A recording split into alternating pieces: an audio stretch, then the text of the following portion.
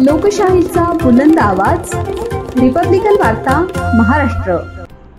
मंगेश साबळे यांच्या उपोषणाला समर्थन। पाथरी येथे रास्ता रोको आंदोलन। शेतकऱ्यांच्या विविध मागण्यांसाठी 7 दिवसांपासून सुरू आहे आमरण उपोषण। सिल्लोड तहसील कार्यालय समोर मागील 7 दिवसांपासून गेवराई पायगावचे सरपंच यांचे शेतकऱ्यांच्या विविध मागण्यांसाठी सुरू असलेल्या उपोषणाला समर्थन म्हणून पाथरी येथे रास्ता रोको आंदोलन करण्यात आले। फुलंब्री तालुक्यातील गेवराई पायगावचे सरपंच मंगेश साबळे यांनी पावसाच्या अतिवृष्टीमुळे शेतकऱ्यांचे अतोनात नुकसान झाले आहे। तसेच शेतकऱ्यांच्या विविध मागण्यांसाठी सिल्लोड तहसील कार्यालयासमोर आमरण उपोषणाला सुरुवात केली आहे। मात्र मागील 7 दिवसांपासून सुरू असलेल्या उपोषणाची शासनातर्फे कोणत्याही प्रकारची ठोस दखल घेतली गेली नाही।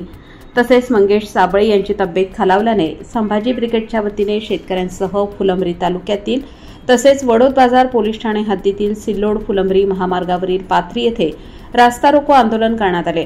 यावेळी फुलंब्रीचे नायब तहसीलदार संजीव राऊत यांच्यामार्फत शासनाला निवेदन देण्यात आले।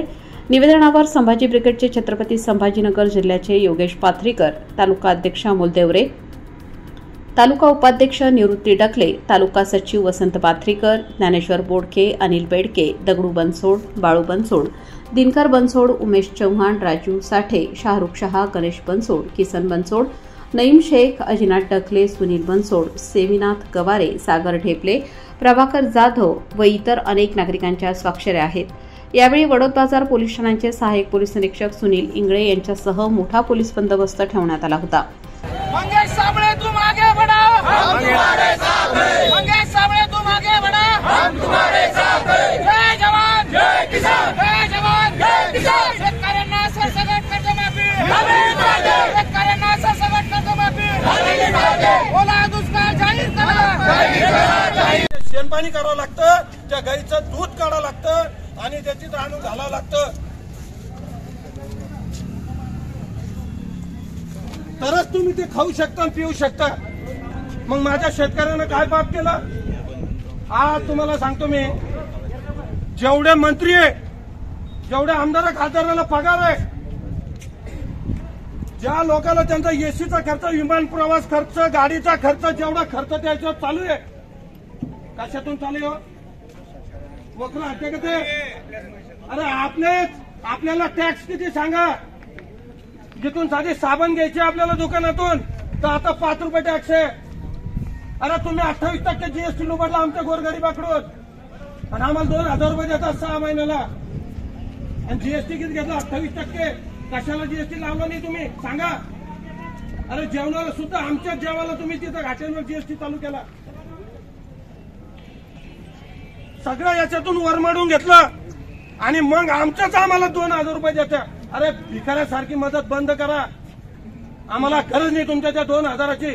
आज शेतकरी संकटात आहे, किंवा आज माती वाहून गेली, जे 10 वर्ष ठिकाणावर येणार नाही। शेतकऱ्याचे माल वाहून गेले, सगळ्या पिकाला कोंब फुटले, आणि तुम्ही आज फोटो करायला जाऊ लागले। पॅन्टवर करते आणि फोटो आला, तो आमदार बांधावर, तो हो याच्यावर। अरे करवाले का येता का झालं आमच्याकडे? कोणा सांगितलं तुम्हाला बांधावर या? अरे सर सगळं कर्जमाफी करा ना तिथं बसून। आम्ही समाज ब्रिगेडनं आंदोलन केलं, आम्ही म्हणलो नाही पंचनामा लिहा। पंचनामा कशाला पाहिजे? पाहत नाही का तुम्ही? तिकडे कशाला जाऊ राहिले तुम्ही? तुम्हाला कळत नाही का? शेतकऱ्याचं सगळं वाहून गेलं। आम्ही आता मंगेश साबळे साहेब उपोषणाला बसलेले, आज हा रास्ता रोको चालू आहे। सरकारला आम्ही 13 तारखेची डेडलाईन दिलेली आहे। मान्य तहसीलदार साहेब, तुम्ही याला उद्या असं म्हणू नका की येतील इथं स्टंटबाजी करतील निघून जातील, तुम्ही वरती संदेश द्या। हा फुलंब्री तालुका आहे, हा जर पेटला ना तर थांबणार नाही। हा इशारा तुम्हाला मी रास्ता रोकोतून सांगतो, आणि तुम्हालाही सांगतो सर सगट तुम्ही आता पत्र काढा की यांची मागणी आहे, आम्ही मागणी करतोय। तुम्हाला सांगायला आहे की आम्ही मागणी करतोय की सर सगट फुलंब्री तालुका सहित सगळ्या महाराष्ट्राच्या सरसगट कर्जमाफी करा, पण आमच्या फुलंब्री तालुक्यात अन्याय होऊ देऊ नका, एवढीच तुम्हाला मी माझी विनंती आहे। आणि येणाऱ्या काळामध्ये येत्या 13 तारखेला सगळ्या शेतकऱ्याला विनंती आहे, 13 तारखेच्या आत जर यांनी निर्णय घेतला नाही, सर्वांना विनंती आहे, आपण सर्व शेतकऱ्यांना एक शेतकऱ्याचा मोर्चा म्हणून आपण सर्वांनी तहसीलवर धडकायचंय। आणि काय व्हायचं होईल, वेळ आली तर तिथं जे काय आपल्याला हे करता येईल ते करावं लागेल, पण या मोर्चातून एकच इशारा देतो, सरकारने आता लवकर जागे व्हा, ढोंगीपणा करू नका. आम्ही बघतोय, निकष लावतोय, काही निकष फिकत नाही. सर, सगळ्यात कर्जमाफी मिळाली पाहिजे म्हणजे मिळाली पाहिजे. आणि ह्या सरकारचं करायचं काय? या सरकारचं करायचं काय? रिपब्लिकन वार्ता Maharashtra वृत्तवाहिनीसाठी Aurangabad Marathwada उपसंपादक Akbar Shah. Subscribe now and press the bell icon. Never miss an update.